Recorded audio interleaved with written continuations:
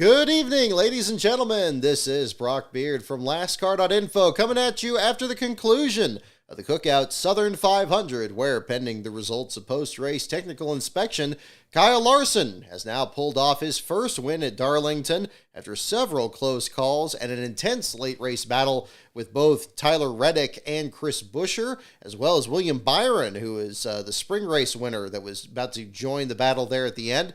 Who knows how different things would have played out if the run went a little bit longer there, but time certainly ran out for them, and Larson had just a nice, comfortable margin there towards the end that he could sit on and pull off the victory there. So congratulations again to him. We will talk about the Cup Series race today. We'll talk about the Xfinity Series race yesterday, and we will catch up on the Truck Series race at Milwaukee last Sunday, which was the day after our last show. Got a little something for show and tell, as well as our trivia portion of the show tonight. So definitely stay tuned for that as well. To lead off things here, let's definitely talk about the Cup Series race here today. Again, congratulations to Kyle Larson on pulling off the victory there, coming back from shifting the car into neutral and bouncing off the wall at one point. As he said in his post-race interview there, happy to be able to drive a car that he can bounce off the walls and still be able to keep going without too much trouble there at the same time. Tyler Reddick, your second place finisher. Chris Buescher in third. William Byron in fourth. And Ross Chastain rounding out the top five. Bubba Wallace was up in the top five there until the very end, slipping back to the seventh spot right behind Brad Keselowski, who takes home sixth. Chase Elliott takes home eighth. Ryan Blaney in ninth, and Eric Jones, who was very fast today, looked like he was going to have a chance at defending his Southern 500 victory from last year until a bad pit stop towards the end. He still comes back and gets a top 10 finish here and continues his streak of very strong runs here at the track Too Tough to Tame. A little bit of last place storylines here at the same time. I already got the question coming into the show here about the last time that a driver won the Xfinity Series race and won the Cup Series race after finishing last in the Xfinity race the same weekend. That I'm not sure. I'll have to pull that up here along the way. We do already have the 6 different drivers to finish last in 2 races at the Southern 500. That being unofficially, pending the results of post-race inspection, BJ McLeod, who was going for last place, history of his own here, completed 210 of the 367 laps, the second most ever completed by a Darlington last place finisher. Much of what's said about the durability of the next-gen car was very similar to when the car of tomorrow was a full season effort in 2008 when Greg Biffle led 95 laps and had engine failure and completed 234 laps that night, which is still the record even after tonight. BJ McLeod came within 25 laps of breaking that record and also within 20 laps of completing stage 2. Unfortunately, the engine let go, and that dropped him into the back of the field. He was within 5 laps of the leader, very reminiscent of his most recent last place finish at Richmond just a few weeks ago. We wondered if we were going to have a situation similar to Saturday's race where he had everybody finish under power. We'll definitely talk about that more in our Xfinity Series portion of the show tonight. But regardless, unfortunately, another last place run for BJ McLeod. That is now his 4th of the season, which now breaks his tie with Ty Dillon for the lead in the last car standings. It's now with 9 races to go. The last car Cup Series championship has 1 overall leader, and we'll see if things change before we do our trackside coverage coming up at Phoenix in the first week of November for championship week. We had the last place finisher with BJ McLeod, Harrison Burton, in the 35th spot after getting involved in that rather bizarre tangle there between Alex Bowman and Daniel Suarez. But both of them eliminating each other in a wreck in turn 1. Harrison Burton caught up in that one. That filled up much of the bottom 5 there. Michael McDowell completing the bottom 5 after the crew had worked on the handling all night, trying to improve what had been a pretty bad evening there for the Front Row Motorsports team. But not as bad as it was in 2021 when McDowell was the last place finisher of this race and pretty much ended his bid at any advancement into the next round of the playoffs. This one here, not a great run for him there, but at least some improvement there. Hopefully things will shake up certainly much better at Kansas and Bristol coming up here in the next couple of weeks. But Michael McDowell ends up being your 32nd place finisher.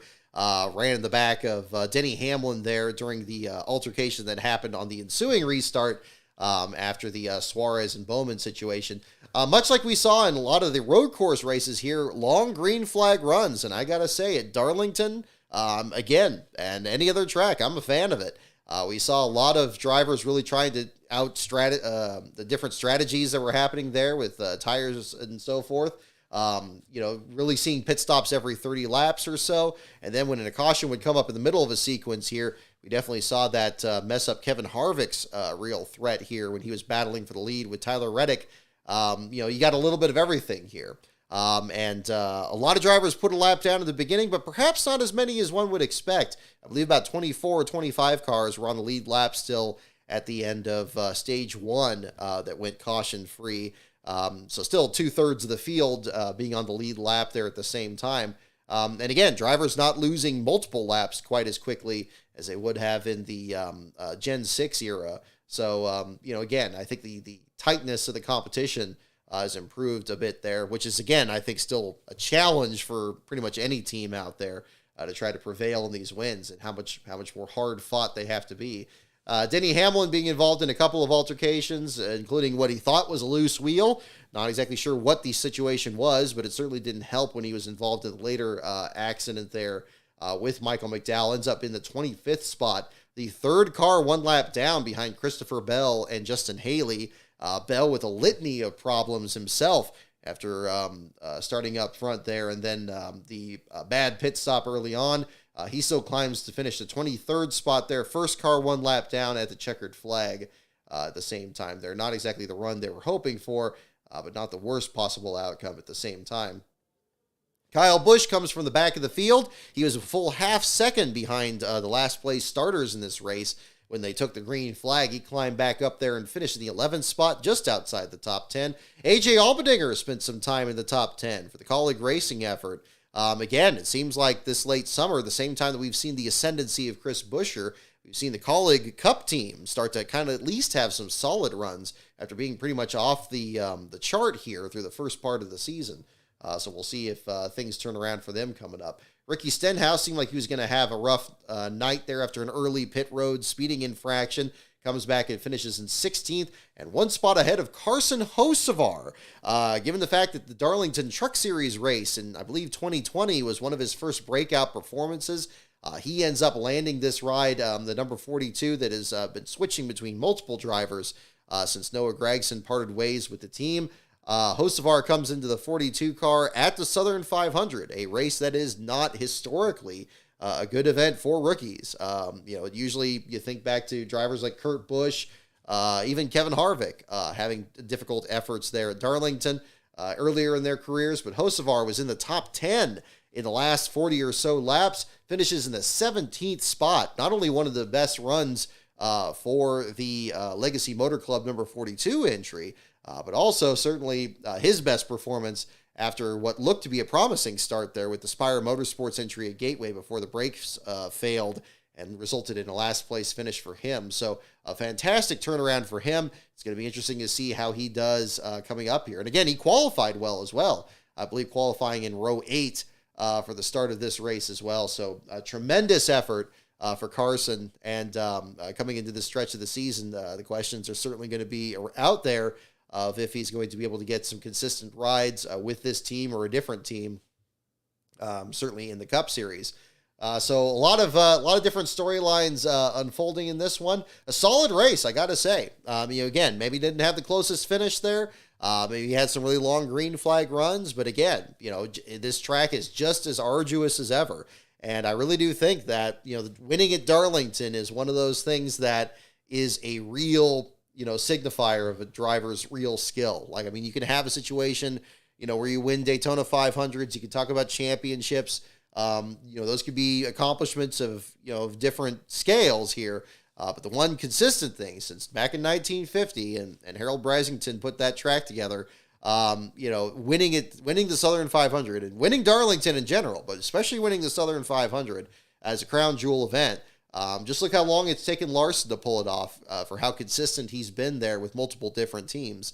It really shows, how meaningful of an event it is for drivers and teams as well, and definitely is a meaningful part of their legacy going forward. And a good start to the playoffs as well. We saw a little bit of drama in both ends. I don't think anybody particularly had a 100% clean evening here, not even Larson himself. But again, it's going to be interesting to see how things shake out here the next rounds, where we have both the 1.5 mile track and a short track here in the next couple of these. So going to be very exciting to see how things shake out there for sure. So again, pending the results of post-race inspection, the fourth last place run for BJ McLeod, and again, the first Darlington victory for Kyle Larson, Cliff Daniels, and the number 5 Hendrick Motorsports effort. So we'll see how things go from there. Got a lot more to talk to you about on the show tonight. Well, again, we'll jump into the Xfinity section shortly. One thing I definitely want to mention, I see Brian, you're in the chat here as well. Want to definitely talk about the next video that I have coming up this week. As I announced during the later stages of this race, I already had the video up in the Patreon and promoted it. The next episode of Rise to the Field Fillers, episode 11 on Mach 1 Incorporated. This is going to be featuring interviews with Larry Gunselman. That video will be premiering this Wednesday. I have now set a time that it's going to be at 7 p.m. Eastern, 4 p.m. Pacific.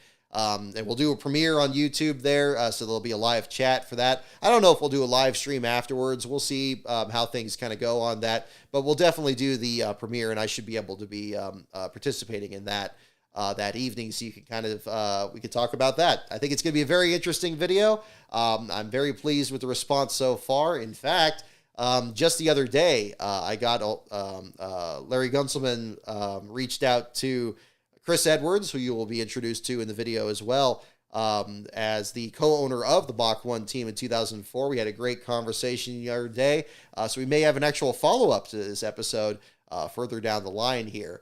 But again, big thanks to Brian Hallman there for his pictures that he contributed, and all other material as well for that video. Big thanks to Larry Gunselman for his interview. Captain Ron at Lefty Lucy Righty Tighty 32 here on YouTube as well plays a role in this video. So that'll be another feature in there. Yeah, I really enjoyed putting it together, and I think it'll be a good follow-up here. I know it's been quite a while. I know I've been getting a lot of questions about it. Because I guess, February of last year was when we did the Hermes Sadler video, and then we had the delays on the Stanton Barrett episode, which is still up in the air. We did the All-Star episode earlier this year, and now finally getting things back on the road, both with this and other videos coming up here. 500 Days, episode 7 is going to be another video that's coming up. I did a project with Mike Harmon, got a script together on that, and that is going to be coming up, so a lot of videos and projects coming up here in short order. Hopefully pretty much filling the time between now and Phoenix coming up, if not the immediate aftermath. And this on top of the Derek Cope book, which we're also reaching a very clear benchmark on, and that's submitting the final cover design to the editor to finally start getting that set up here. So it's going to be very exciting fall and into the winter here over at Last Car headquarters, and that on top of course, the playoff battle here, both for the NASCAR Cup Series as well as the Last Car Championships, which are still up for grabs in this final stretch here. So we'll be talking about that at the same time. The Xfinity Series race was a bit of drama of a different kind. For the first time in Darlington history, the entire field of a NASCAR Cup, Xfinity, or Truck Series race had every single driver finish under power. Almost wondered if we were going to have that happen again tonight, with how long BJ McLeod was on track there and just trying to stay out there and run as many laps as he could. The team actually sounded very positive about the car improving its handling and overall lap times. Unfortunately, the engine did not hold up there for the later stages of it, and that resulted in an early exit for him. But in Saturday's race here, we did have the actual full field finish the race under power. Similar situation where you had drivers that were multiple laps down. Josh Williams with a torn up right front fender after an early altercation. Looked like he was going to be your last place runner for much of this race. And then Kyle Larson himself, the winner of today's race, ended up having a situation with the engine. Looked like they're going to switch out the carburetor. Pulls the car behind the wall, loses 29 laps in the process, and still comes out in the final 30 or so laps pretty much locked up last place, but the team wanted to make sure they fixed the issue, and he actually was still on track at the finish. And indeed, the race results reflect that, with him finishing 117 of the 148 laps as Denny Hamlin cruised to the victory there on a late race restart. But yeah, rather a surprising situation. I know we've started to see a lot of races where drivers have finished under power. Races at Richmond certainly come to mind. You think of even Indianapolis at the road course, where Eric Almirola ran out of fuel with 2 laps to go and was within sight of the race winner there, with Michael McDowell there at the finish. But again, kind of unusual, certainly here. I think in the Xfinity Series, last time it's happened was Talladega last fall. So again, Darlington is not usually known as a track where, if you have any kind of problems, you're going to have a small problem there. If you have any kind of a mechanical issue, you're going to be back in the order and pretty much out of the race. What was kind of strange in that race is how many cars are actually sliding into the wall, and they didn't really have that serious of damage, even when it seemed like a pretty solid impact. Kyle Sieg, one of the drivers involved in those incidents there, but still able to finish the race under power. But Kyle Larson, your last place finisher in that race. Josh Williams, after his aforementioned situation with the fender, finishes back in the 37th spot. Patrick Emmerling, Kyle Sieg, and Blaine Perkins rounding out your bottom 5 there at the same time. Race win goes to Denny Hamlin, one of no fewer than 4 playoff contenders that were for some reason in that Xfinity Series race. I say plenty of times how I'm not really a big fan of it. It was funny watching the broadcast, listening to the booth kind of contort themselves as to why it's such a great thing that these Cup Series drivers are in there basically settling the win among themselves. Who's to say? I mean, it was nice to see Austin Hill and John Hunter Nemechek still a factor in playing out the finish of this race. But Denny Hamlin just kind of turns this Darlington race into his own personal sandbox, it seems, every year. Even when the car is legal, like it was a couple of years ago, this was not the case this time around here. The number 19 passed inspection and did lock up the victory there in the Sport Clips Haircuts Toyota there, the number 19 effort. So we had another situation with that. Hopefully, again, the focus is going to shift much more towards the Xfinity Series regulars, certainly as they wrap up their regular season next week in Kansas, and that's going to be quite the show there as well. That was one race we were planning on covering this year. I always hear very positive things about Kansas and the track amenities and just the accessibility of it. Certainly is one of the newer tracks that have been added to the Cup Series schedule back in 2001. We'll be reviewing the first ever Cup Series race there in the 500 Days series much later on in that series coming up here as well. I think that's going to be quite the show at the same time. Denny Hamlin, your winner over Austin Hill, John Hunter Nemechek in 3rd, Cole Custer in 4th, and Josh Berry taking the 5th spot.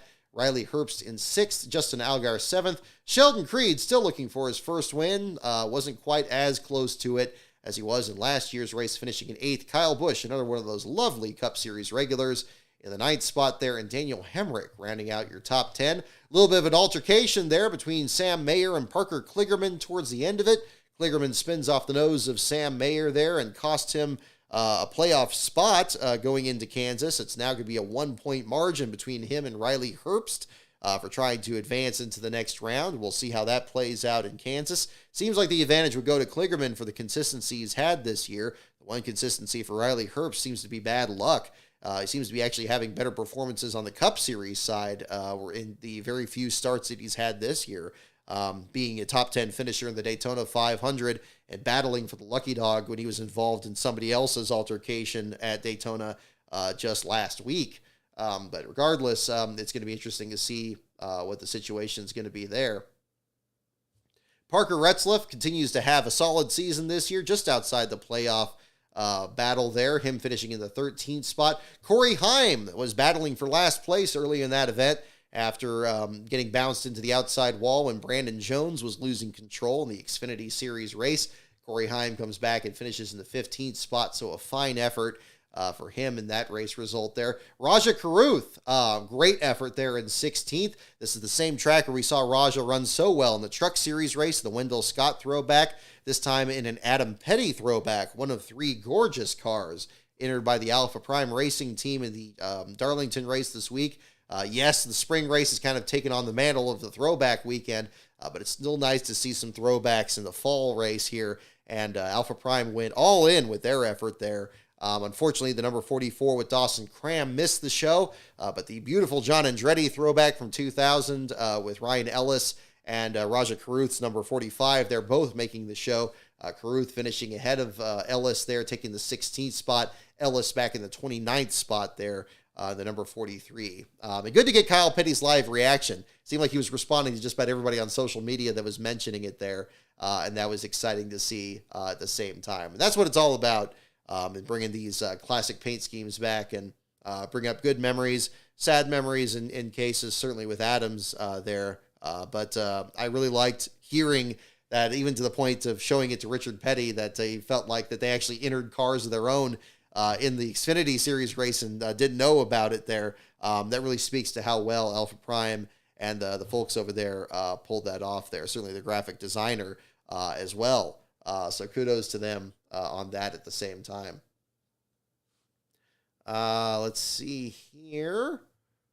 But yeah, other drivers further back in the order, Timmy Hill finishing in the 32nd spot, but more importantly than that, getting Motorsports Business Management qualified for a race, in a race where they did need to qualify, with 39 drivers for 38 spots. Again, mentioning Dawson Cram missing the show there for the Alpha Prime effort. An unfortunate deal for Alpha Prime, but a great effort for Carl Long's team at a track that's very difficult to get drivers out there.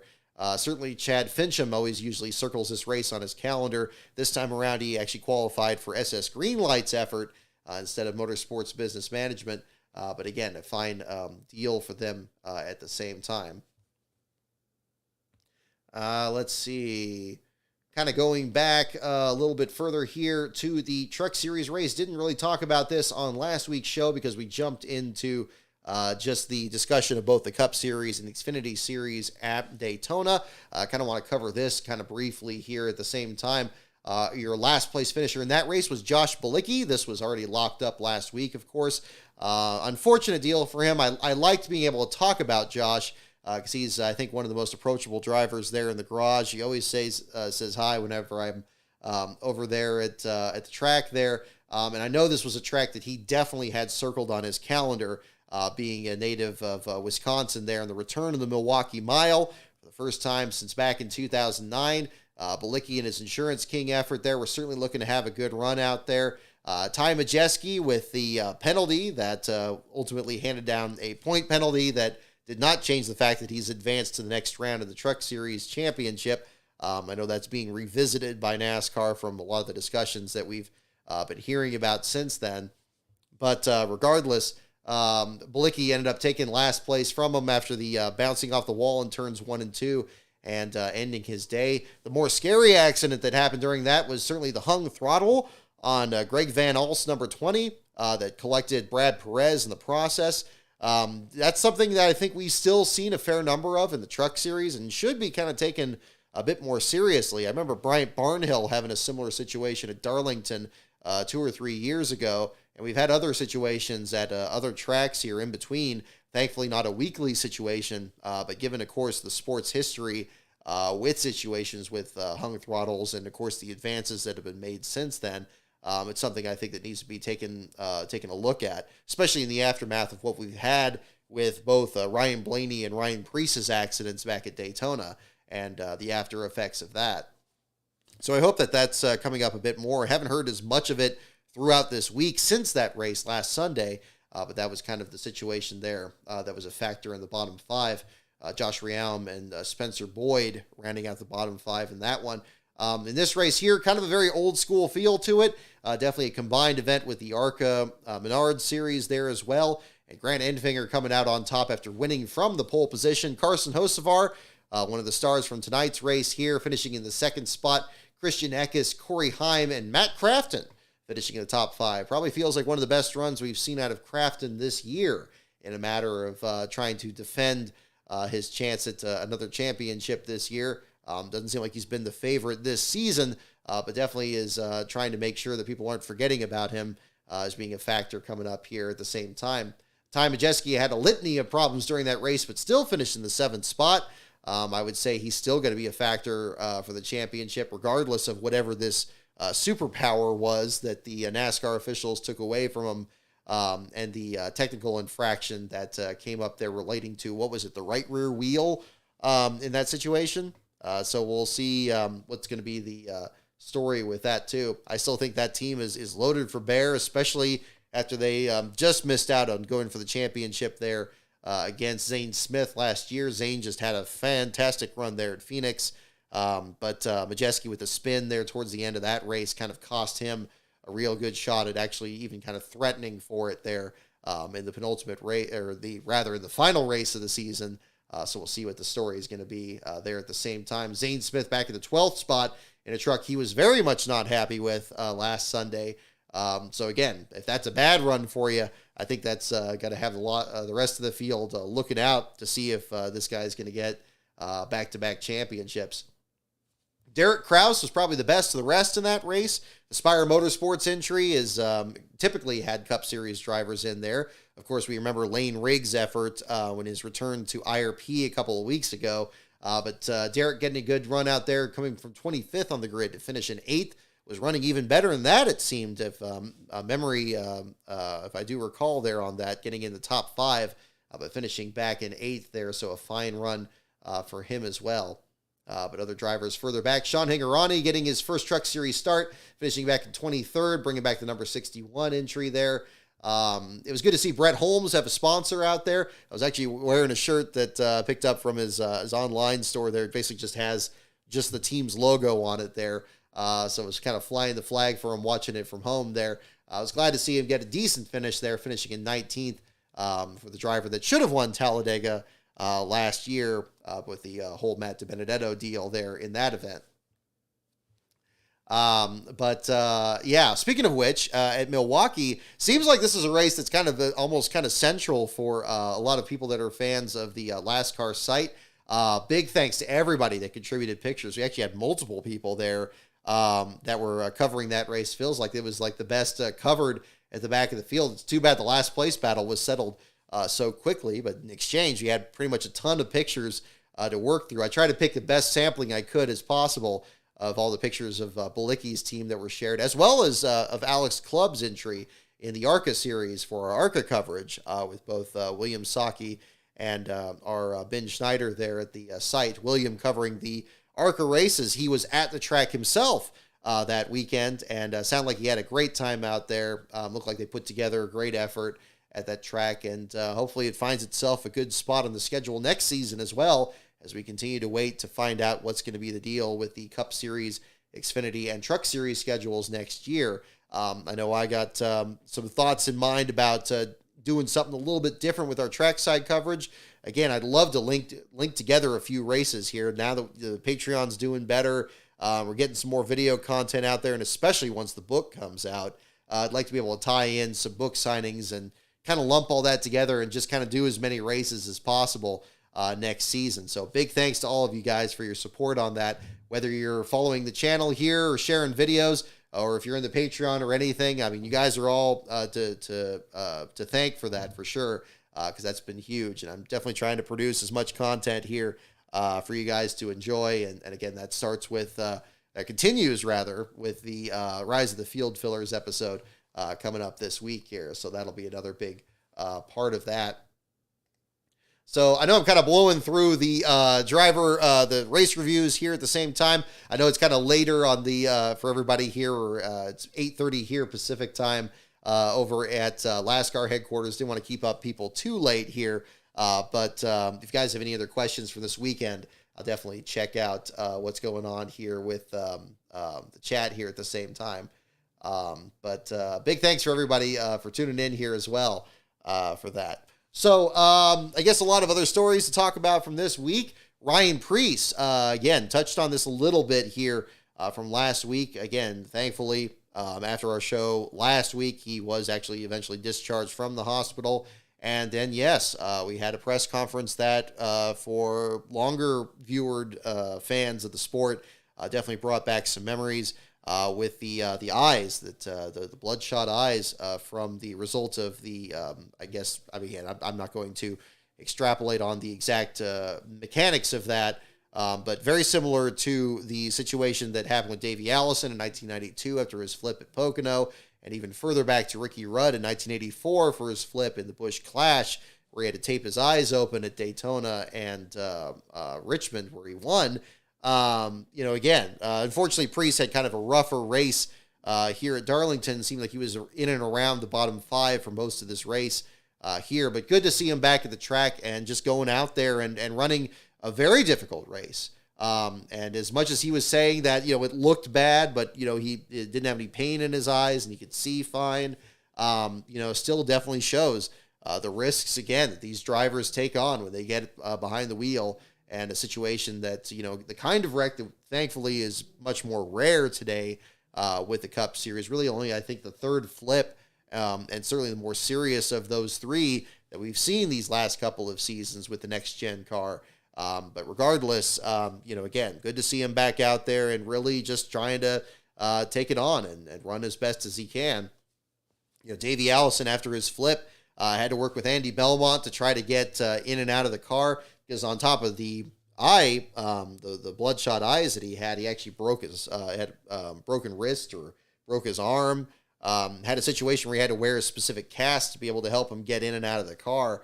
It was practicing that with Belmont's car. Had backup driver there with the Talladega race coming up there, and Bobby Hillen getting behind the wheel, and Hillen having a fine run out there that helped him in the championship. But no relief driver, at least as far as I've heard. I don't know if anybody's heard this any different, but nobody different getting behind the wheel. The number 41 here tonight, and Ryan Preece. Where did he actually finish in the running order here? Did he get any of those laps back? No, he did get.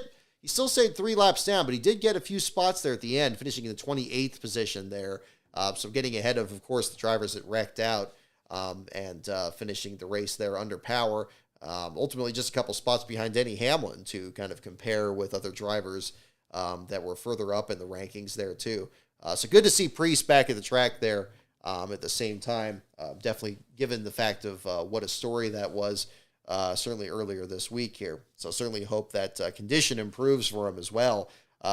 It's still a challenge. You're going into the playoffs here. No, he's not a playoff driver this season, but regardless, trying to get the best runs he can after what's been a very difficult year for all of the Stewart-Haas team, including Kevin Harvick's there, even with Harvick in the playoffs and having a decent run today before some bad luck in this race of his own. But that will still be another thing to talk about coming up. Let me just kind of check my other notes here at the same time. Checking this. Alrighty. Yeah, so we talked about Priest. We talked about the situation there with Milwaukee. Another thing with Darlington, I do have all my notes here too to definitely mention. Kerry Tharp, I want to congratulate him on a tremendous career as the track president over at Darlington, this being his last race as track president. I owe him a great deal of thanks there, as well as him and the credential staff. It was the Darlington race that was the first track that actually did any trackside coverage outside of Sonoma here at Sears Point.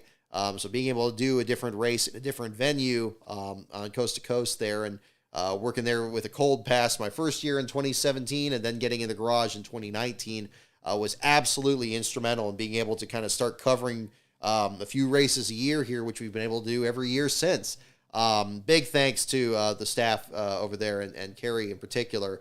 And I hope that much like what we saw last couple of years ago there with Eddie Gossage and his retirement there from being the track president in Texas, certainly hope he's going to be enjoying retirement there at the same time. Josh Harris now being the new track president there at Darlington, wishing him the very best of luck at the same time.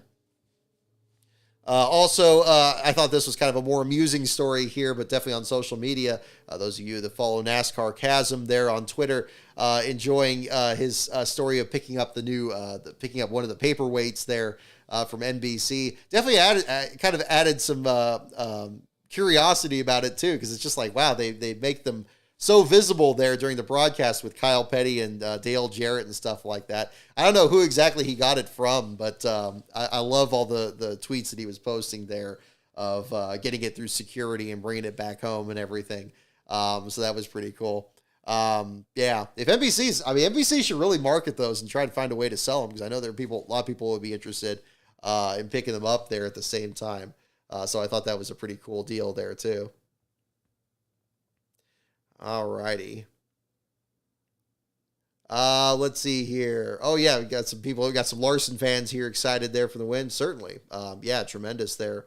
Effort at the same time for Larson. So we'll see how the rest of his playoffs go. He's already made his way into the round of 12. This is the way that Lastbro and I have it. We always have it. We always stick with kind of the older names. With the they had the contender round and the championship round, and it never really stuck because it didn't really work. The way we worked it out is like, okay, we should have had it where it rhymed. So we always had it, the round of 16 is the pretender round, then it's the defender round in round of 12, and then it's the surrender round in round of 8, and then you get the championship. So pretender, defender, surrender. That was always our way of doing it there. I don't know why they didn't do something like that. It probably would have stuck with it instead of, round of 16, round of 12 or whatever. I mean, at the end of the day, you're trying to, I guess, advertise like how many people are actually in it and everything. But I always figured something kind of sing-songy like that would probably be kind of fun to do. Doesn't really take off though. So that's kind of the other part of it there too. Let's see here.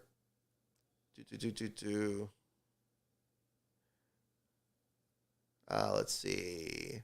Where was I saw a question here earlier from this about drivers finishing in last place here. Oh, here is RD Fox 76. I was seeing your question there. Here's a crazy question. If somebody blows up on the parade lap and never actually takes the green flag, do they still qualify as last place for my purposes? To answer that question, that's a very good question there, RD Fox. So what it really comes down to, to answer your question, for my purposes, yes. And my reason for that is like once a driver qualifies for a race, that's the threshold for me. So if they've qualified for the race, and then say something happens during the pace laps and they're not able to take the green flag, I would still classify them as a last place finisher. Darlington has actually had examples. Some of the most recent examples of this. Bob Schacht in 1993. I believe it was Bob Schacht. I know it was the Thea Dixon team, the Burger King number 85. They actually didn't start the race, and the car was in the garage area. And the reason for that is that if they're in the garage, we've actually had a number of races where a driver misses the start of the race, they fix the car up, and they get back out there, and they're running multiple laps down. Austin Dillon had this happen at Texas a couple years ago. There have been other examples there. So I usually don't count it. I usually do count it there as a last place finisher. Now, this could be different in different series.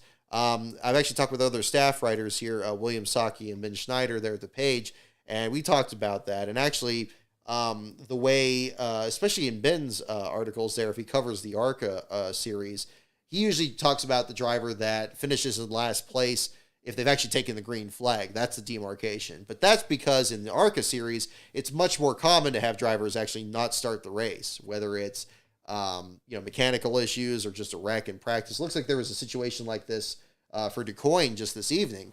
That seems to be much more common. But he still includes it on his list. He'll say like, okay, here's a driver that didn't start, and then here's the ones that actually finished in the bottom 5. So I think if it were much more common in the Cup Series, I probably would change it.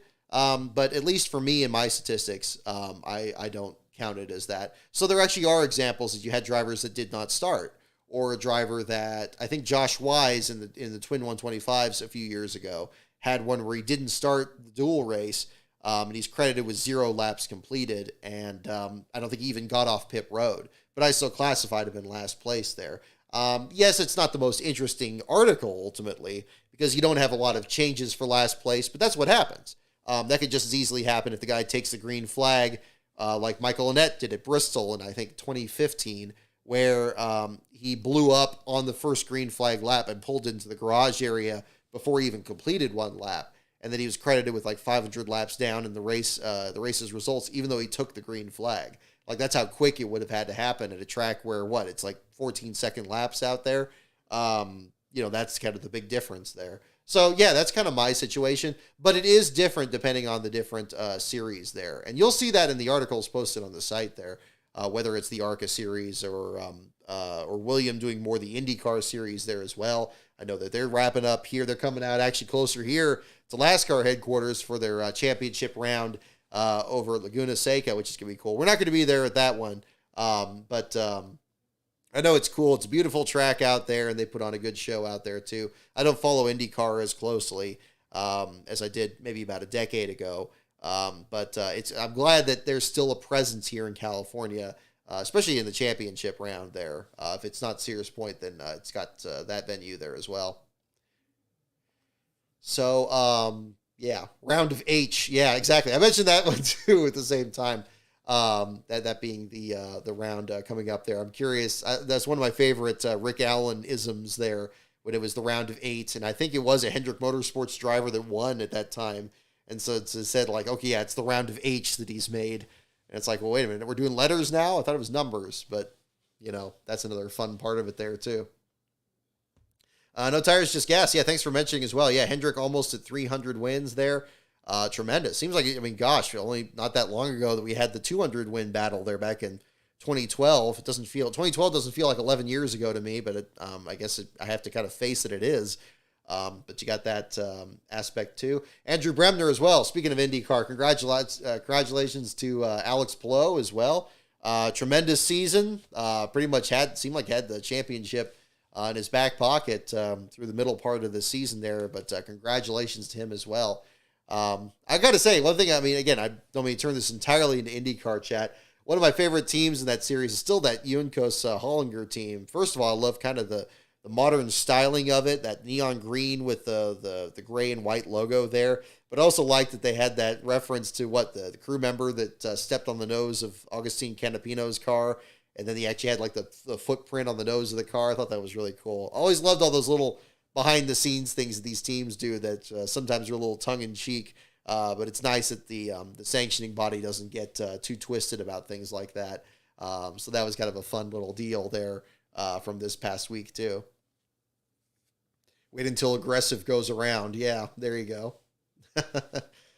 Yeah. Peterson could be locking up. Oh yeah.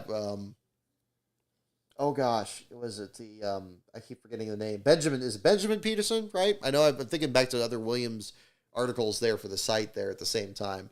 But that'll be another, that could be the story there, depending on, I guess, what happens at the championship round next week. Let's see here. Oh, BJ likes the last car shirt you wear at the races. Oh, right on. No tires, just gas. I'm glad. I don't know. I've had another, I swear, I haven't been able to give him a certificate in person. I hope it's not going to be him again as the last car cup champion, because he's already had 2 that I've sent. I was going to give him the one last year, and then I lost it on pit road, stupidly. So now I've changed things around. I have my certificate holder all ready to go for Phoenix. I got it clipped onto my belt. It's got like an actual sleeve there, so hopefully that won't be an issue going around pit road this year. And that's going to be something to kind of figure out, but that'll be another thing coming up here in November, which is just around the corner. We're just finishing up getting our travel plans set up for that at the same time, so we're excited to kind of check that out. Let's see here. Alrighty. We'll go and jump into our trivia section here pretty soon. If you guys have any other questions from the race weekend, definitely mention at the same time. Ooh, right on. Just a viewer here sharing some finds that he found online. Ooh, he found a Gary Bradbury hauler. Ooh, awesome. I didn't know they even made those. Oh, that's awesome. Right on. A lot of people will be kind of sharing me pictures of their merch they picked up and everything like that. And that's always something I get a kick out of. I'll tell you what, it doesn't matter like how many times I've gone by them or anything like that. If there's like gypsy tents at a track, that's something I want to check out for sure, because you never know what you'll find. There's the galaxy of stuff that NASCAR has produced, or just racing in general, is so massive, and you'll find like different things. I found stuff at gypsy tents that I've used at videos. That's kind of the great part of it there too. Phoenix used to have a really good series of them. Unfortunately, they kind of scaled back on it the last couple of years. I guess the economy has probably been a factor in all of that. But, that's always something that we look forward to. Hopefully they get to do it this year. But that'll be kind of something to kind of look forward to along the way. Let's see here. So let's jump into this. And we'll do some trivia questions here on the old 1990s deal. If there's any other things I've skipped here from the race weekend, definitely let me know in the chat, or anything else you'd like me to talk about from the week in racing. And we'll definitely have this. And happy Labor Day to those of you here, of those of my American viewers. I think we have a few international viewers here at the same time there, but for those of you here in the States, hope you're able to enjoy the weekend, or if you have that Monday off there, or at least a reduced schedule there on that. It's definitely helpful when they have a race like this that ends so late at night, and then it shakes things out that way. So again, the categories here, NASCAR, pits, teams, tracks, drivers, and the wild card. So definitely mention in the chat which category you'd like. NASCAR, pits, teams, tracks, drivers, and the wild card. Those are your categories.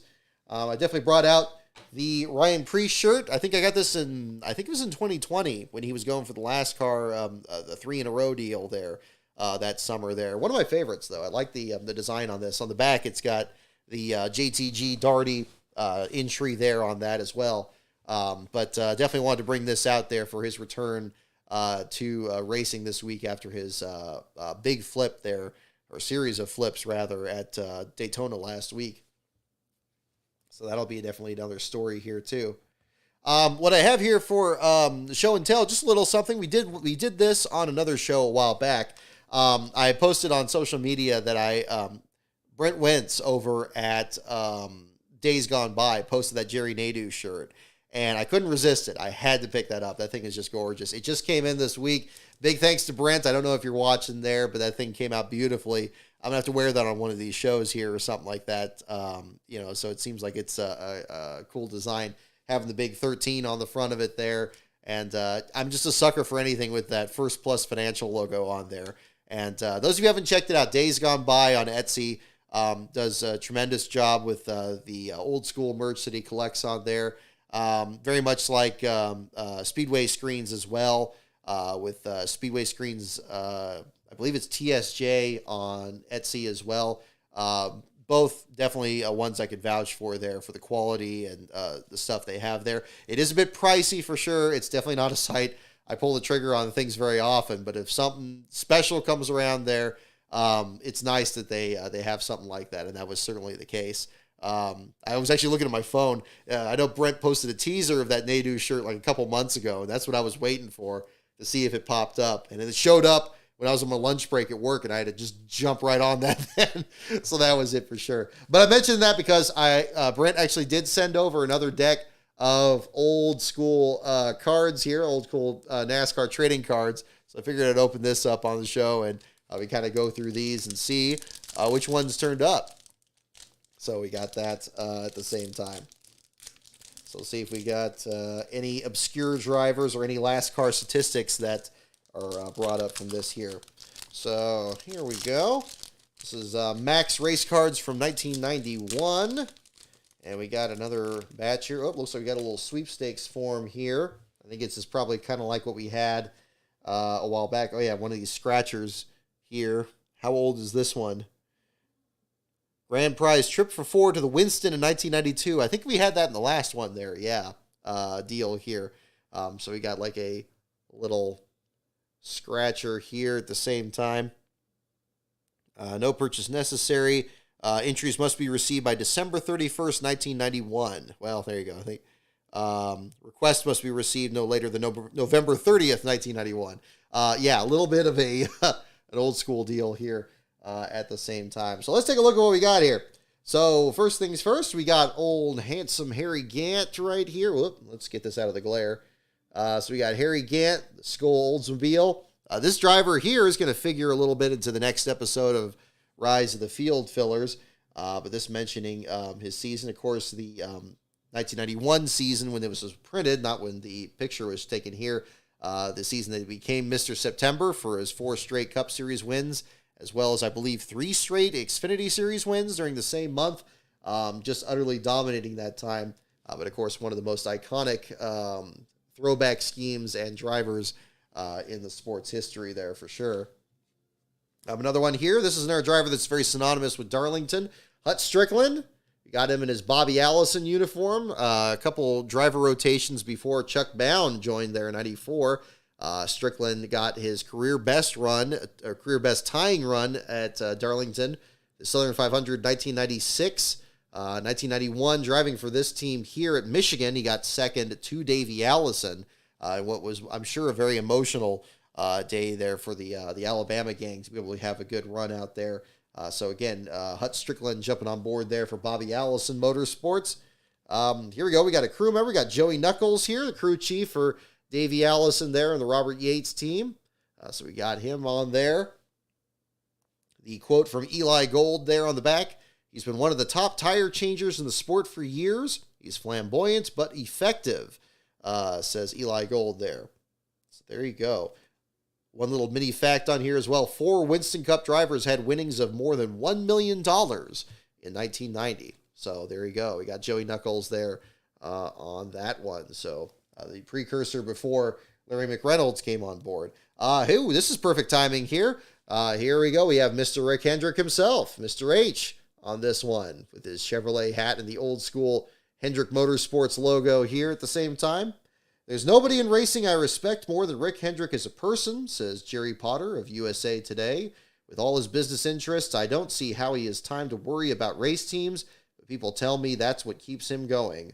So there you go. So again, Rick Hendrick.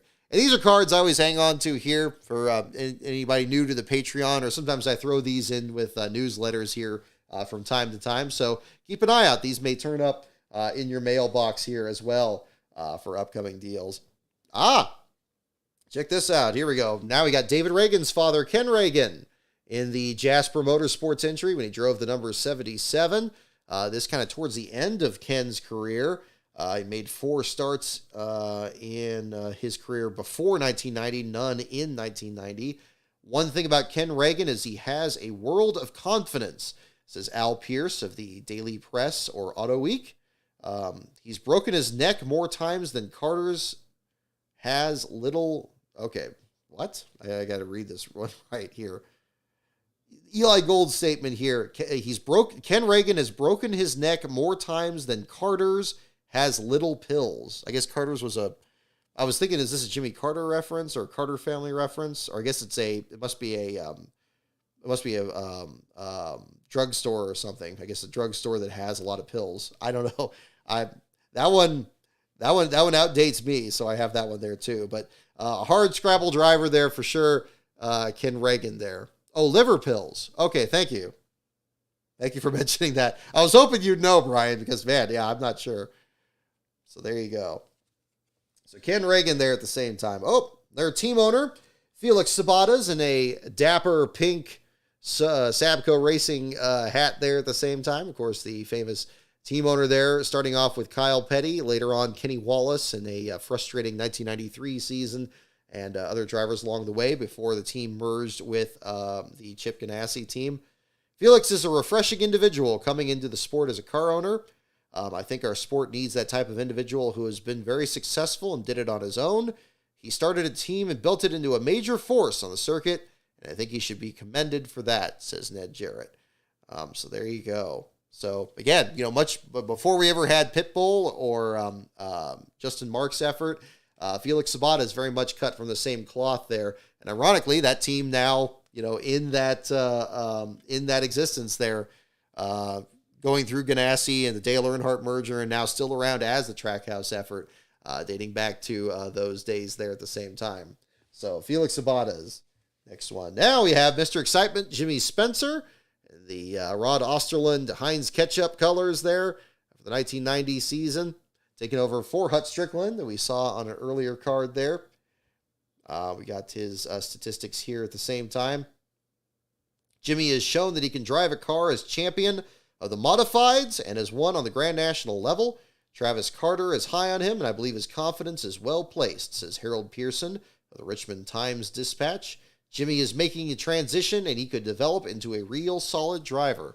So there you go. Jimmy Spencer is actually going to have a bit of a feature a little bit in the next episode of 500 Days. He kind of features into the race action from that week. So I'm looking forward to sharing that there as well.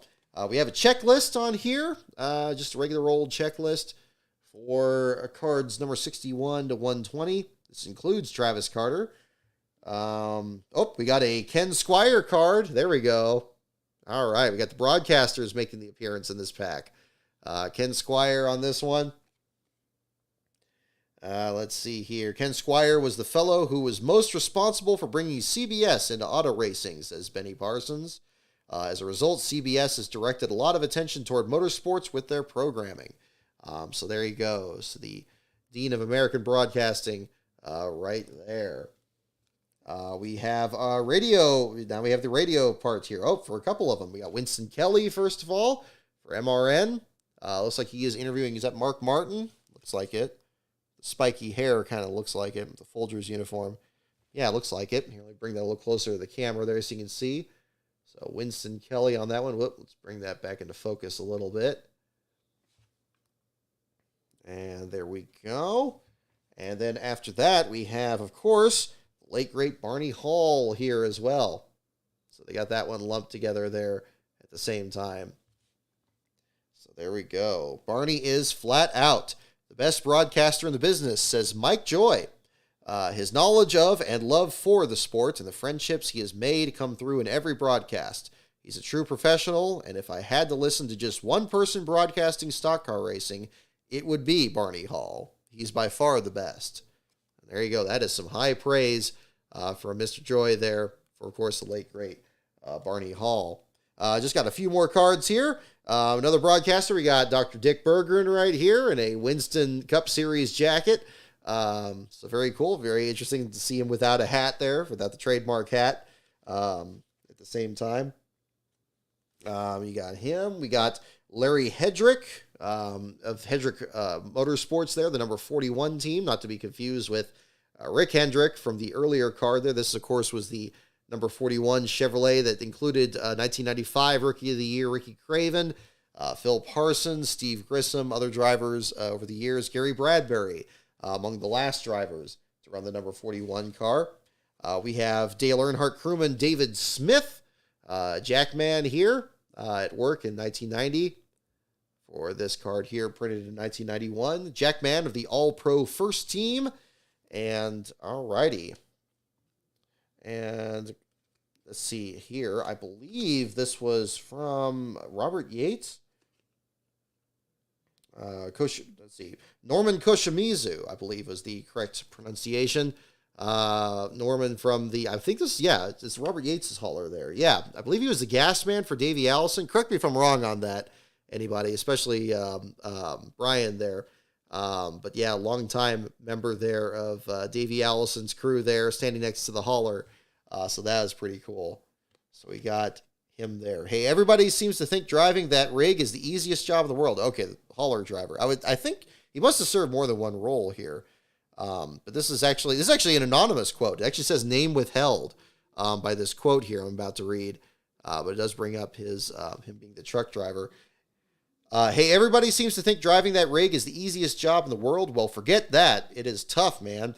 These guys put in thousands of safe miles after working at the shop all week and then have to work on the pit crew too.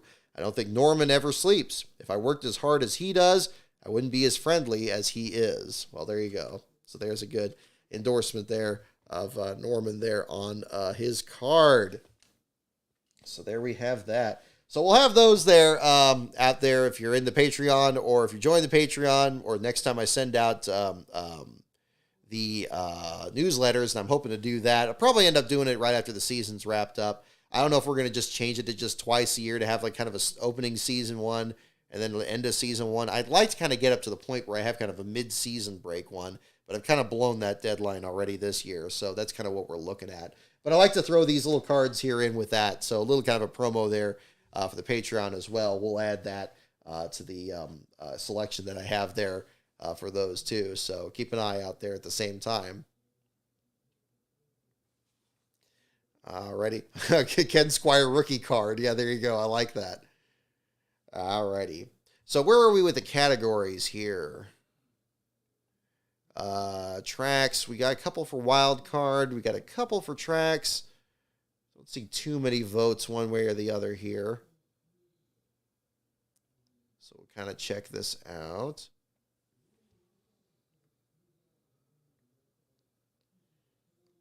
Let's see here. Maybe we'll do tracks here.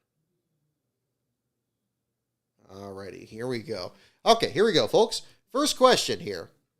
It is, what 17-year-old won the 1998 pole at Nashville in only his second Busch start?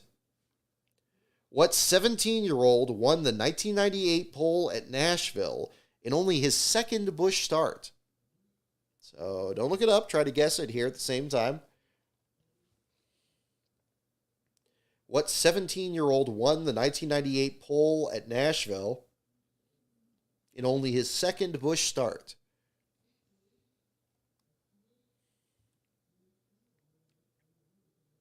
All right, we got guesses for Kevin LePage, Casey Atwood. We'll see. 17-year-old won the 1998 pole at Nashville in only his second Busch Series start, which is now, of course, the Xfinity Series. I guess it's for Buckshot and Kurt Busch. Alrighty. Several guesses here at the same time. Let's check in the meantime here if we have any other updates here on social media here.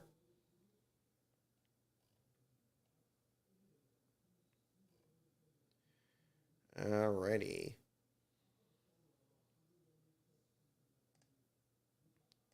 Pulling this up here.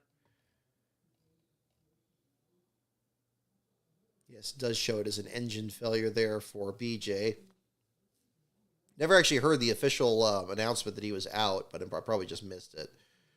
So there you go. Alrighty, so here's a question again. What 17-year-old won the 1998 pole at Nashville in only his second Busch Series start? And the answer is indeed Casey Atwood. A lot of you got that one.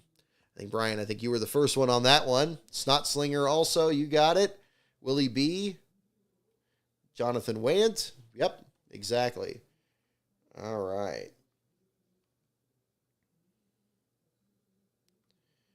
Next one here.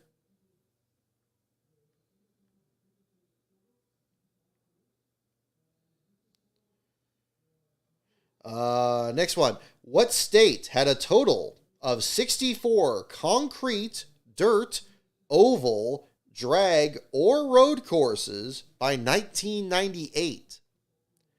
What state had a total of 64 concrete, dirt, oval, drag, or road courses by 1998? That is our next question.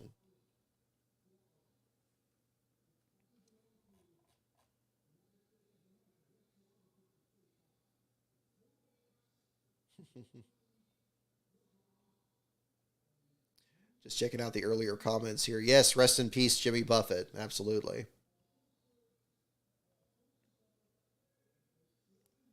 There too.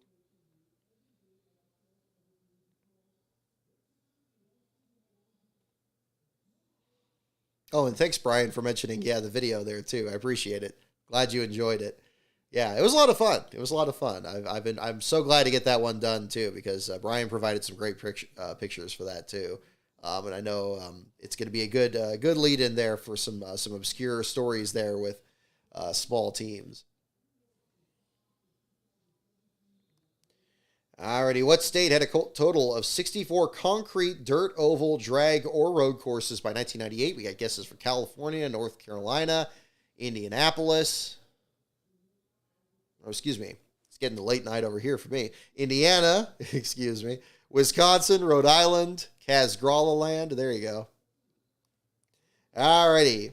Which state had them? The answer is Texas. Texas is the correct answer. I don't think anybody got that. Yeah, North Carolina or Tennessee, I was thinking when it included concrete, I figured, well, okay, it's probably not Delaware for, there's not enough land to build that many tracks. But yeah, Tennessee, maybe. But it says Texas is the correct answer.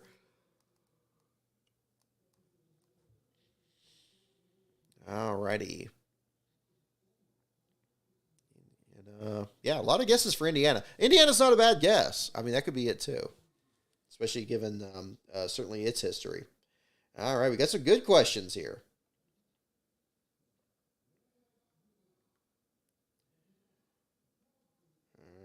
All right. All right. This is probably too. Yeah, that one's too easy.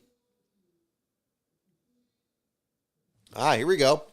Here is a track promoter question for you guys. What is the HA short for in Humpy Wheeler's name? What is the HA short for in Humpy Wheeler's name? Don't look it up because that'd be really easy to look up, but don't look it up.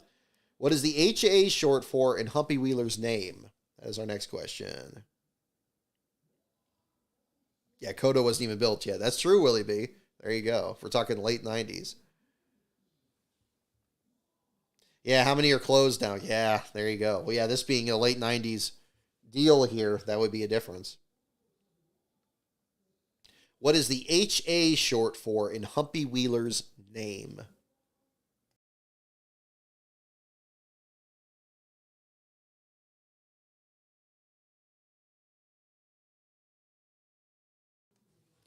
Just about use that code red up for the evening here. All right, guesses for Henry Albert, Henry Allen, Howard Allen, Harry Allen, Howard. Okay, we got several guesses. Howard Augustine, Humple Alfred. There we go. We got several good ones. Okay, here we go. Last time. What's the HA short for in Humpy Wheeler's name? The answer is Howard Augustine. Howard Augustine. Mark Bancroft, you got it. And Brian, you got it too. There you go. Howard Augustine. All righty. Okay.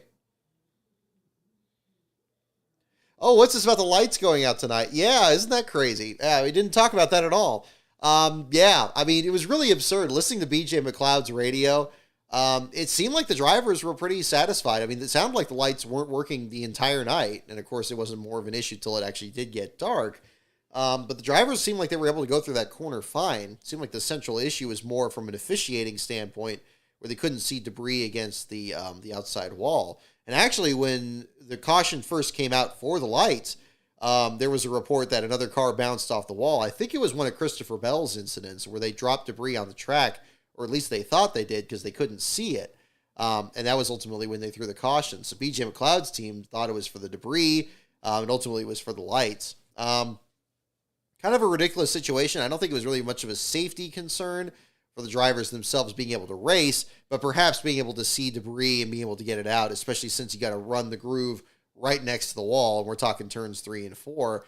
That could be a real hazard there. And luckily, it wasn't too long of a one. Kudos to the folks at the electric company that came out there that were working their tails off there outside the track there and getting that going to the point that the red flag was only about 10 minutes. Luckily, it didn't turn into a pothole at Daytona situation where it was going to be much later. But even more fortunate that it didn't cut the race short. It would have been even more absurd given the fact that the weather was fine and the drivers are all ready to go. But I know BJ was pretty surprised that they were throwing the caution for that, never mind the red flag. Alrighty.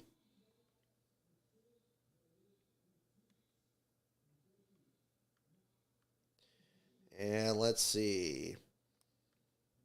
Oh, no.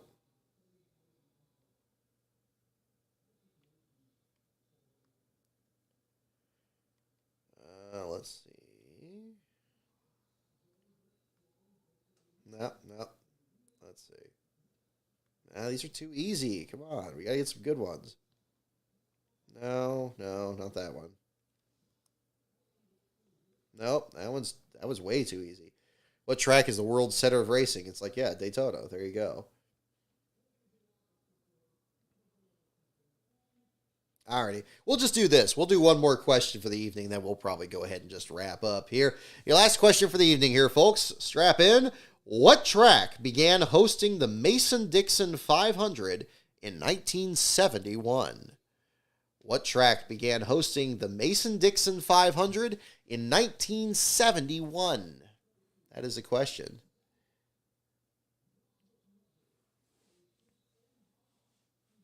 Hey, AGMRC fan, thank you for tuning in. I'm glad you got the sticker there too. That's awesome. That's awesome. That's your birthday. Well, happy early birthday. Yeah, for sure. We're going to do a premiere that night. I don't want to take you away from birthday cake and everything there, but if you'd like to drop in, we'll be doing that at 7 p.m. Eastern, 4 p.m. Pacific.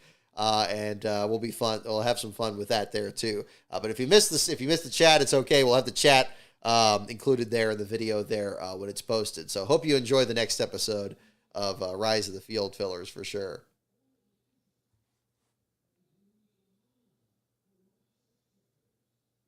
Yeah, it wasn't where all the lights went out, just a few. Yeah, exactly. So just in the corner. I was really kind of confused. I thought it wasn't even, I thought the Musco lighting, the stuff in the infield was supposed to be the mirrors, not the lights themselves. But I guess it's just a different setup there from one track to the next.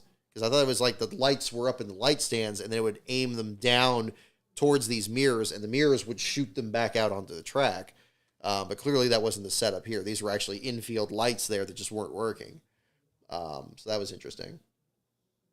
Are you going to Talladega, Spencer? Right on. Excellent. Never been there myself, so that would be another one. No tires, just gas. Yeah. Thank you for the pictures there as well.